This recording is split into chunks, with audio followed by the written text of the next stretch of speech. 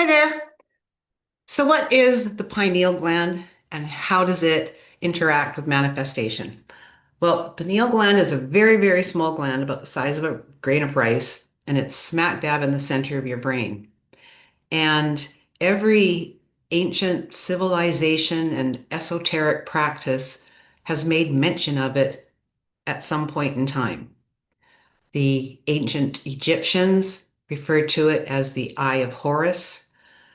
Monks revered it when they were doing their meditations as their third eye. The Vatican has created a three-story sculpture of a pine cone, which is a direct reference to the pineal gland. The Bible makes references to the pineal gland in many different places. Movie stars pay huge money to have somebody activate and maintain their pineal gland. Even movie stars, Jennifer Lopez, one of the Kardashians, have commented that when there's something physically blocking your manifestation, that it's just not going to happen. So here's a little fun fact. 75% of people who try to manifest fail because their pineal gland is calcified. So what is calcification and what causes it? One of the biggest factors is fluoride, which is found in a lot of toothpastes, in a lot of city drinking water. Now, the pineal gland attracts fluoride more than any other organ in the entire body. And this fluoride is what causes it to calcify. And once it's calcified, its natural function gets blocked. One of its functions is to assist with the production of melatonin, which affects your circadian rhythm, your sleep cycles, it affects your health, it affects your ability to focus, it affects your state of consciousness. Now, universities have shown that the pineal gland is an area that accesses your brain directly and helps you create a higher state of consciousness. So let's have a look now. We know that your pineal gland plays an important role in manifesting, that it becomes calcified very easily. And once it's calcified, it doesn't work right and it blocks your manifestation. So now let's look at how to activate your pineal gland. In 1922, an Egyptian tomb was found, and in the center of this tomb was a room that was filled with references to the pineal gland.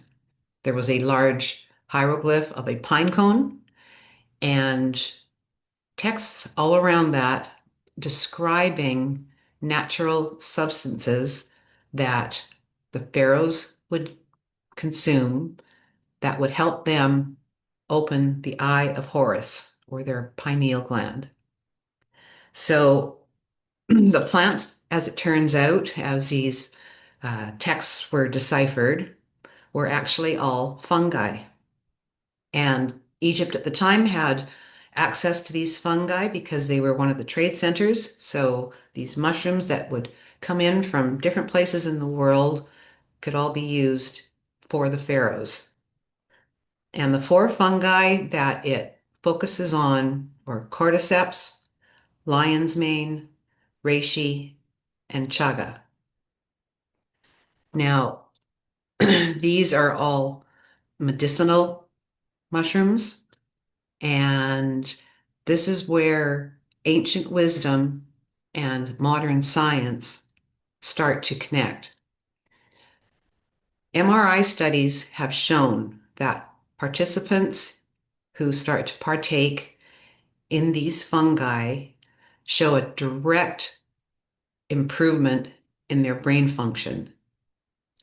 So their energy levels start to increase, their health improves, their outlook on life gets better, synchronicities begin to show up in their life. And all of these physical changes can correspond to MRI changes that can be seen in your brain within a week of starting to take these medicinal mushrooms. Now, the pineal gland acts like a great big antenna, and it creates an electrical magnetic force around you. And this electrical magnetic force is what is needed in order to attract your desires to you instead of you trying to physically chase them. So it's very similar to how a pendulum works. When you go into a room and set multiple pendulums all off on a different timing and rate, within enough time, they will all fall into sync with each other. And that's because in nature, frequencies are very much like wavelengths, and they will synchronize with other wavelengths that are the same. They want that unity. This is just how nature works. And that is why the pendulums will all eventually start to fall into sync, which is why when your pineal gland is acting as a great big conductor of energy, whatever you are manifesting, that level of resonance will match the level that is now being radiated from you with an activated pineal gland.